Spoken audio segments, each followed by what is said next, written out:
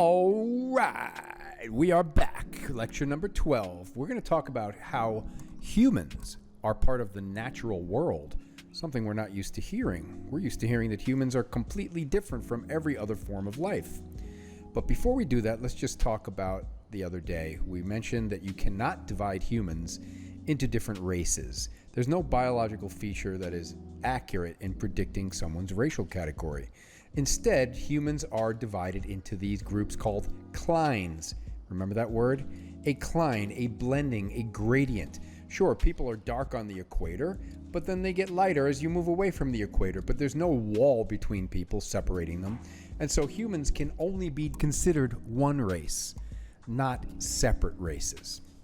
But we can divide animals into different groups because nobody ever confuses a zebra with a horse. Nobody ever messes up a grizzly bear and a polar bear. Everybody knows that there are systematic differences between different animals. So what we're going to do today is something called taxonomy. Taxonomy. It is a scientific discipline of dividing the world into different species. And this racist knucklehead, Linnaeus, actually got this right. Where he got the racial division between humans wrong, turns out some of his ideas on species differences are the ones that we still use today. And he codified the different categories that we use from the largest to the smallest. The word kingdom, phylum, class, all the way down to the most specific species were coined by Linnaeus. And if you ever have to memorize this for a class, there's this mnemonic, King Philip came over from Greece singing. Comes in handy if you ever have to regurgitate this for some reason.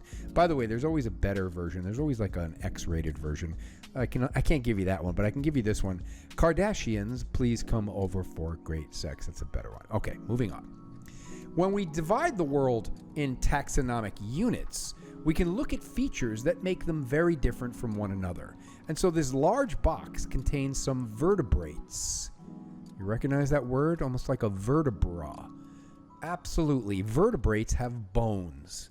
There are lots of animals that do not have bones. Think worms or insects or jellyfish. But animals that have bones could be considered vertebrates. And so when we do taxonomy, we look at a broad range of features that they have in common. Now you'll notice that mammals are a type of vertebrate, and so are birds. But why are these guys in their own subdivisions? Why are we putting them in different boxes? Because they both have bones, but these guys have feathers and these guys have hair. And now within mammals, we can keep subdividing those that swim, those that fly, those that burrow. And within birds, there are some that some that fly, some that swim, and some that don't fly at all and run around on two legs. So each category keeps getting smaller. And eventually, we'll get to the most specific category, that of the species level. So what we're going to do today is arrange species, eventually getting to where humans fit in nature, by using this categorization system. Now, this is a very important slide. Circle this one and get very familiar with the phrase primitive traits. Primitive, it sounds old, right? Old school, something primitive would be a characteristic like bones that are shared by a lot of different animals. So that is not something that humans invented. Think about how many other animals have bones. So we are vertebrates by virtue of having those primitive traits. Now, those are not all that exciting. It's the next category, the derived traits, that are a bit more interesting. And we tend to focus on those a little bit more. Derived traits are the new traits, new school, things that a species has or a group has that no other animal has. So if you think about animals that have bones, the mammals would be a different type of vertebrate because they have derived some interesting features. Humans can be considered mammals. Why? Because we share characteristics with every other mammal. Now, if we share them, we're talking about primitive traits. So humans have characteristics in common with every other mammal, whether you're talking about a platypus or a rat or a lion or a chimpanzee. We all have certain mammalian traits. Those would be primitive mammalian traits that humans did not invent. What would those be? Every mammal lactates. In fact, the word mammal comes from the word for mammary glands, boobies. All mammals feed their children with milk.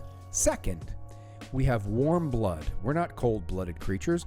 Mammals keep their blood temperature consistent, regardless what the temperature is outside. We have warm blood. Mammals all have pelo, hair. Circle the slide. These are the very important mammalian characteristics I will ask you about, meaning all mammals have these traits, including humans. Yep, we got boobies, warm blood, and we have hair. I used to have more hair, but you get the idea. Now, let me ask you a question. If you're digging up bones, like I like to do, is it going to have boobies? No. Can you take a thermometer and take a skeleton's temperature? Negative. Does a skeleton have hair? Not likely. So we're going to actually look at other characteristics that mammals have that we can distinguish from a skeleton. Por ejemplo, mammals have ribs over their thorax, but not in our lumbar region. You know, your lower back is called your lumbar region. Well, we do not have ribs over our tummies. Why? Part of it has to do with we get pregnant and we get fat, and you can't have ribs there, or you can't keep your babies and gestate them.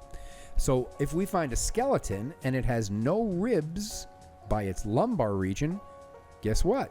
It had hair, it had warm blood, it had boobies. We've got ourselves a mammal. How do we know that? Even if a fossil's 10 million years old? Because this is a set of characteristics that mammals have.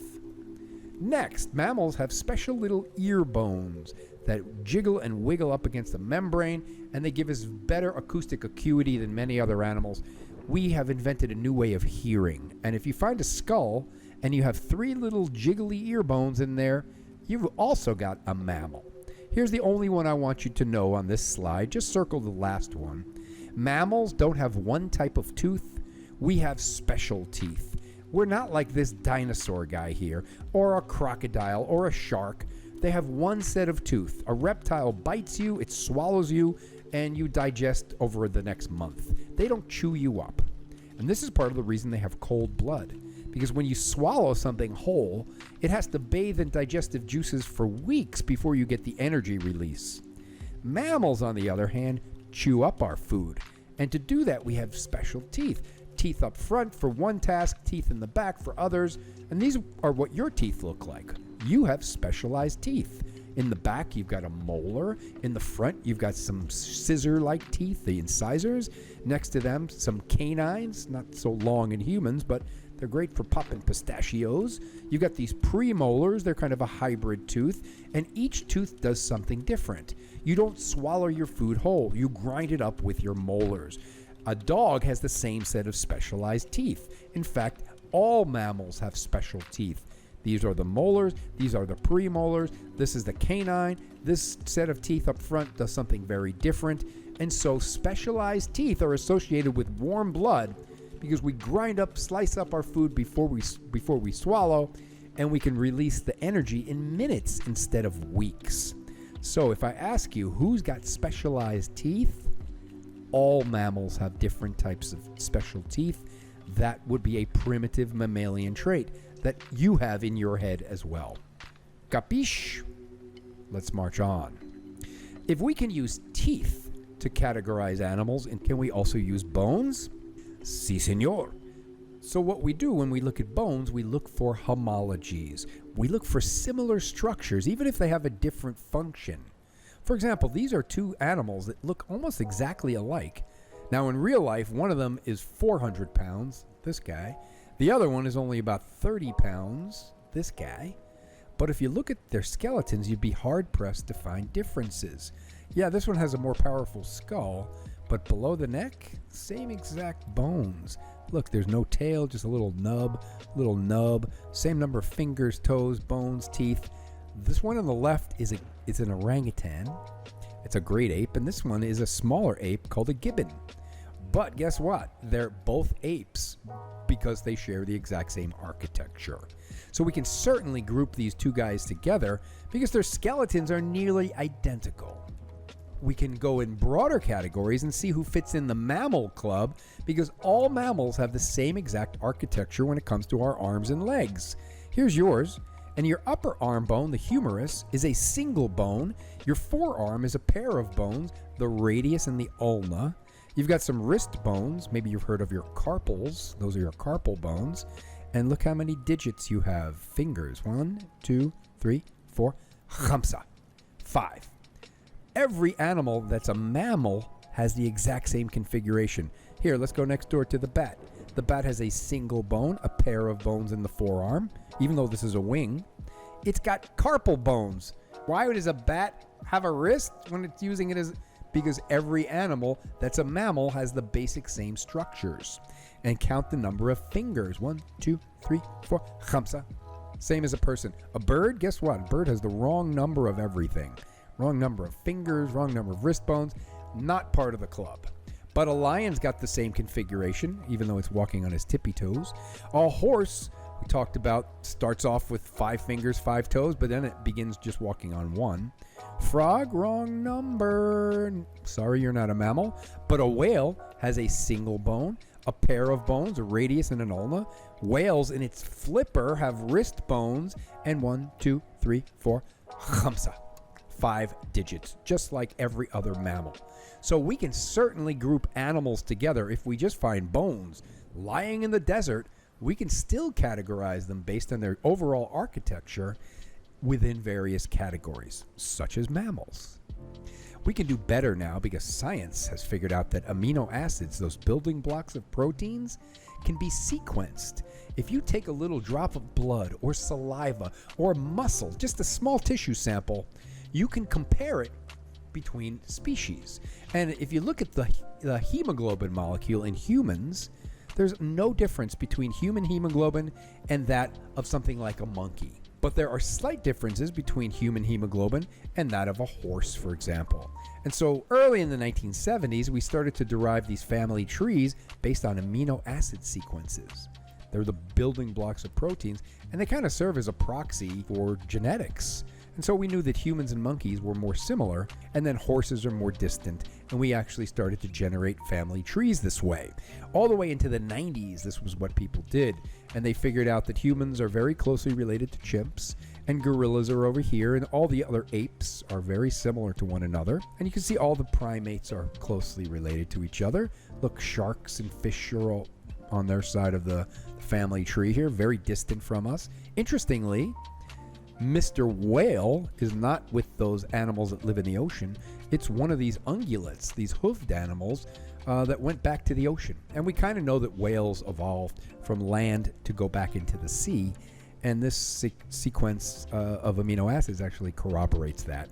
So this is pretty much the best we had all throughout the 80s and into the 90s. But today, we can do way better. We can look at actual genetic sequences.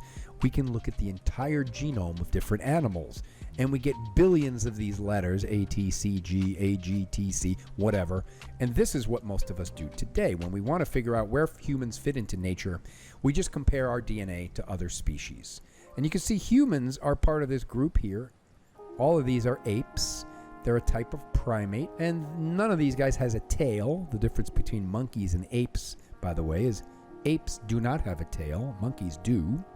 But you can see here that humans are one of the 3 species of chimpanzee, and we're actually closer to chimps than chimps are to gorillas, which is something of a surprise.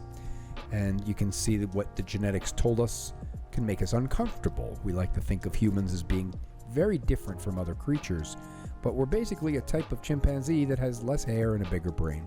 But there's one more thing I want to show you, and it's something that I didn't learn when I was in college. It wasn't discovered, but these things are recently discovered, and I want to introduce you to something called pseudogenes. Pseudo is a word that means fake or false. You know what genes are, but pseudogenes are faking the funk. They're not real genes. They do nothing. They just sit there. They're part of the junk DNA in each chromosome. And remember, junk DNA vastly outnumbers the functional DNA, but these look like genes that work. Other genes that have been identified, but they're dead genes. They stopped doing their thing. And a crazy thing about humans and the other apes, like chimps and gorillas and orangutans, we cannot make our own vitamin C. You know that you have to get vitamin C from eating lots of fruit. But since nobody gets enough fruit, we take vitamins, right? But your dog, your cat, your cockroach, your mouse, your octopus, every other animal on Earth, except for the apes, can make their own vitamin C.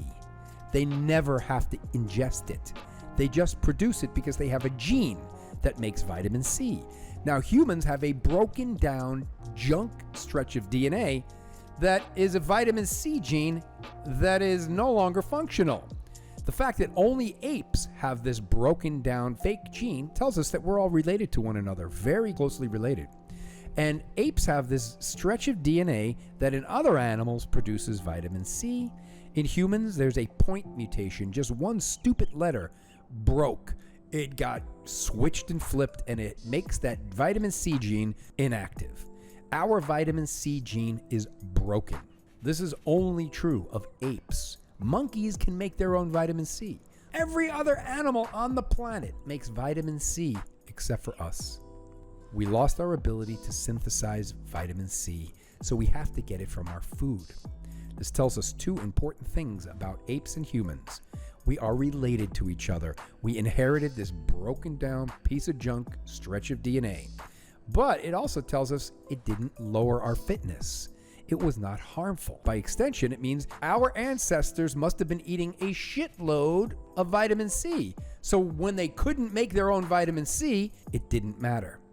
And we can even tell something about the ancient environment that humans and our ancestors evolved in.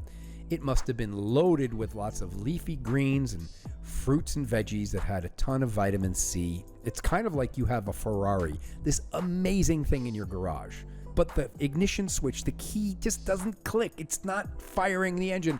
The thing is ready to rock and roll. It's ready to rumble. But one little loose wire renders your Ferrari broken. That's your vitamin C gene. We have this beautiful gene, but it's just broken because one stupid letter. If you want to win the Nobel Prize, here's how you do it. Fix the human vitamin C gene, and we will have less cancer, less disease. We'll pump out all the vitamin C we need, but we don't have it. It is just a sad story, but it tells us about our place in nature. So here's a little litany of various ways that we can group animals together and figure out our place in nature. Where do we fit in? We are animals. We move around. You're not sitting in a pot of soil. We know we have bones, so we can be categorized as vertebrates. Now the club is becoming a little more exclusive. We are also mammals. Why are we mammals? We lactate, we have warm blood, and we have pelo. We have hair. French women. Marching along here, mammals come in different shapes and sizes, many different flavors. All these guys have hair, have warm blood, they have specialized teeth, a mouse, a lion, a monkey, a human, right? But we can keep subdividing based on what each group has derived. Primates have a set of features that make them different. Why are humans classified as primates? Because we have all kinds of primate characters. Now, this is a set of characters that would be primate-derived characters, such as the grasping hand. Your dog can't do this. Your bear, your cat can't do this because they have paws. They don't have a hand. Primates have hands. And we have an opposable thumb. Every primate, not just humans. This is your thumb. An opposable thumb can touch the other digits. So if you think about it, you can take your thumb and touch your pinky. You can take your thumb and touch your ring finger. You can pick berries. You can pick bugs off the ground. You can do a lot with an opposable thumb. And so can a chimpanzee or a monkey or a lemur. All primates have an opposable thumb. Don't get that mixed up. All primates. All primates have fingernails instead of claws. Check out this chimpanzee in desperate need of a mani-pedi, but no claws. All primates have fingernails. All primates have stereoscopic vision. Stereoscopic, what do you think that means? Well, check out homeboy looking at you with two big googly eyes, but both eyes are in the same spot, on the front of their skull. Other animals have eyeballs that are towards the side. Primates all see the same thing, basically just slightly phase shifted, so we see in 3 dimensions better than most other animals. And our brains are uniquely rewired to give us better stereoscopic vision, which gives us extreme depth perception. This comes in handy when you're in the trees and you're gauging distance, things like that. In this picture, you can see there are 3 mammals. Why are there 3 mammals? Because of the hair. This lady's got hair. This guy's got my hairdo. This has got hair. That's a mountain tapir, if you're wondering. This is an orangutan who's like, what the hell's a mountain tapir doing? Anyway, the mountain tapir is a mammal. All 3 of them are mammals. But notice that only 2 of them are primates with eyeballs that are facing forward. Stereoscopic vision. That's a derived primate feature that this mammal doesn't have. Why do we have these features? The grasping hand, the opposable thumbs, fingernails, well, they all allow you to catch something if it's flying through the air. When the first primates appear, so do the first very large flying bugs. Bugs that are loaded with calories and protein, and they're juicy and delicious. But other animals can only swat at them. With this new evolved hand, you can actually grab them out of the air and munch on them. All of these features we think evolved as an adaptation, which changed something very much like a tree shrew, kind of like a rodent or a squirrel, into the first primates that are just mutant squirrels, basically, who were living in trees and eating insects. Arboreal, if you speak Latin or Spanish, you know the word for tree. And the word arboreal is derived from that, animals that live in trees. Most primates are arboreal, and certainly the very earliest ones we'll see in the fossil record were living in trees, very much like squirrels or tree shrews. And most of the first primates were insectivores. You can guess what that is. Insectivores eat insects. And when we meet the first primates, you'll see that it is pretty easy to see what they were eating from things like their tooth shape and isotopes. And even today, we have some of these very weird-looking, very primitive-looking primates. One of the ugliest things you've ever seen here. It's not a gremlin, it's a tarsier. And these guys look very much like our very first primate ancestors from about 55, 60 million years ago. Primates, most of them can see in color as well. Not the nocturnal primates. Animals that are nocturnal, that hang out in the nighttime, they don't see color, but most primates are not nocturnal, and we can see colors that dogs or cats, other animals can't. And it comes in handy if your main food source could kill you if it's not ripe or it's poisonous. So primates have this sense of vision that is amplified relative to other senses. Primates have a terrible sense of smell compared to dogs and cats, and we have taken great steps to protect our eyes from getting injured. What primates have done is wrapped our eye sockets in bone. Other animals, like the cat, doesn't have its eye sockets completely wrapped in bone. From the side there's a gap, behind the eye socket there's a gap, but primates like this chimp on the left or this monkey on the right have protected their eye sockets from damage. Because as a primate, if you can't see well, if you damage an eye, then you're out of business. You can't swing through the trees without stereoscopic vision. And so other animals, like your dog, have no protection on the side of their eye, on the back of their eye. In fact, here's your homework tonight. Go to your dog or go to your cat and just pet your cat's head, your dog's head. You can actually feel the back of their eyeball. If you can squirt your dog.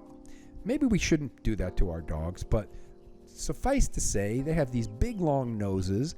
They invest more heavily into things like smell than vision. And because primates have given up their sense of smell, most primates have a dry nose. Unlike animals that have a wet, sloppy nose, our sense of smell is reduced by getting a dry nose. Now, having a wet nose increases the ambient chemical signatures of anything that's floating around in the air. And you can test this for yourself by going in the shower. This is your homework for tonight. Go into the shower, turn on the water, and fart. You know that wet farts smell 10 times worse than dry farts. So imagine how your fart smells to your dog. Having a wet nose is correlated with increased amplitudes of chemical smells. Now, we primates have dried up, smaller noses, and you can see in this picture, primates have a dry nose, don't rely on our sense of smell that much. This picture's so adorable. So adorbs. But this dog lives in a world that's smell and hearing oriented. Primates rely on vision. Primates. Okay, primates are smart. That's what that's trying to say. And primates have a much larger brain than they're supposed to have. Check out this chimpanzee on the right. Chimpanzees are the second smartest animal on the planet. And they are capable of doing some incredible things. This is a chimpanzee working with a lexigram board, where the trainer has maybe 200-300 little symbols, and these go on for pages sometimes. Some chimpanzees have learned hundreds and hundreds of words, and they can actually communicate to you by pointing at these lexigrams. They can't speak because their voice box is in the wrong place. We'll talk about that. But they can actually point and tell you, give me jelly bean, tickle me, tickle me. And that's pretty much every conversation. They like jelly beans. They like being tickled. But they can do these complex calculations. But interestingly, sign language. Chimpanzees have become so fluent in sign language that there was this one chimpanzee that they had a camera on, and he fell asleep one night, and he began to talk in his sleep using sign language. And it was just, tickle me, give me a jelly bean. But it was like, whoa, these guys have a brain that is smart enough for language. It's just their voice box is in the wrong place, so they can't really speak to us. But complex calculations, let me set this up. I'm going to show you a video here of a chimpanzee that has to touch numbers on a screen. If the chimpanzee gets this correct, they get a jelly bean. Chimpanzees are shown 9 numbers randomly spaced on the computer screen, and it's a touch screen. If the chimpanzee touches the correct numbers in the correct order, then they get the reward. But you'll see the numbers only appear for a split second, and then they just turn to these block square things. I can never get past 3. Chimpanzees routinely can do 9 of these.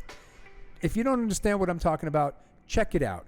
I challenge you to be smarter than a chimpanzee. If you can beat the chimpanzee at this job, I will give you 1 million invisible dollars.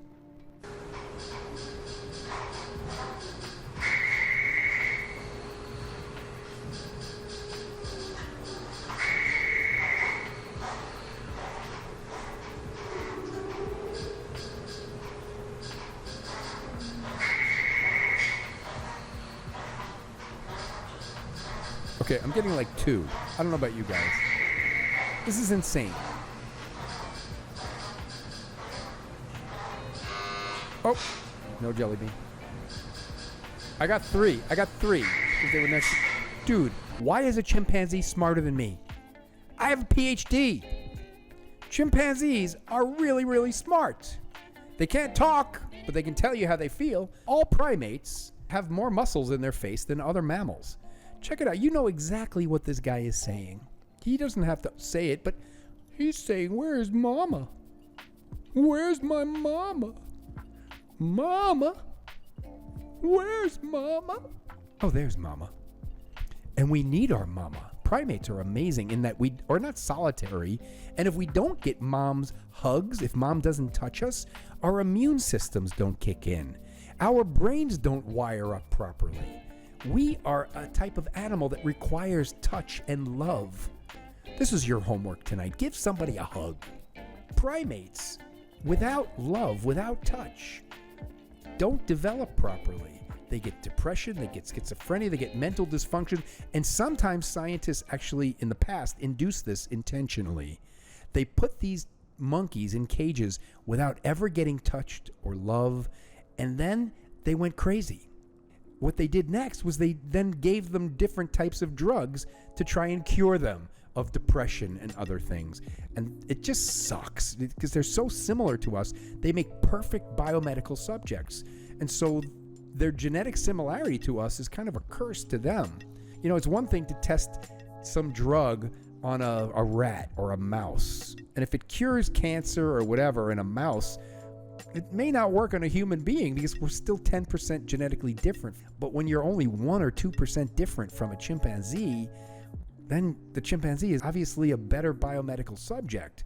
I just want to tell you this one story about a gorilla that was a biomedical subject, and it's kind of a horrible story, but there was a gorilla who, as a baby, was living happily in the jungle with a mother and a family, and one day some poachers came and shot the mother and shot the father and the whole family.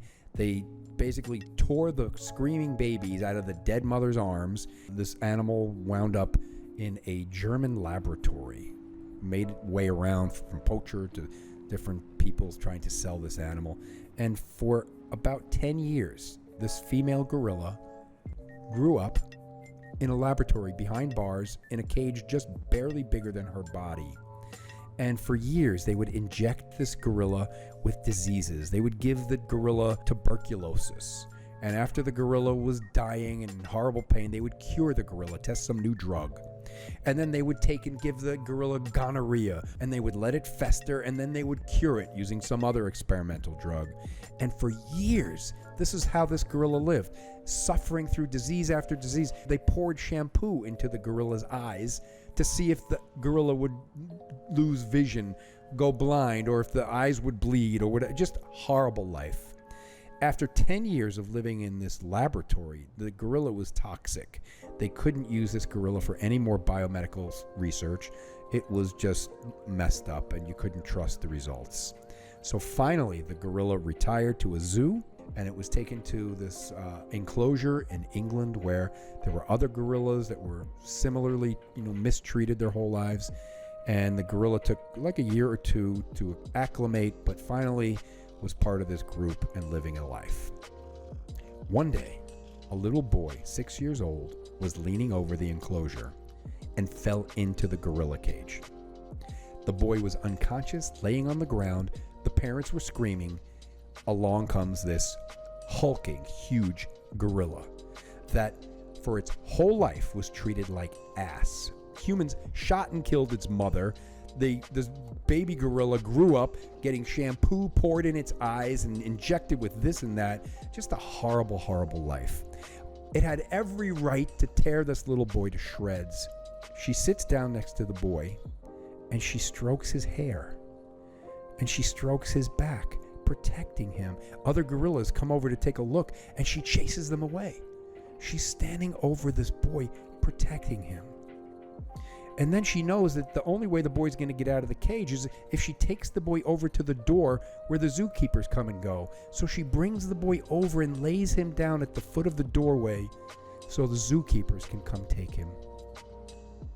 After an entire life of being tortured, this gorilla exhibits more humanity than humans. Just incredible that we use them as biomedical subjects when they're just sweet and sensitive creatures. We should leave them the freak alone. Just saying. So yeah, la la la la la la la la la la. That's it. Okay.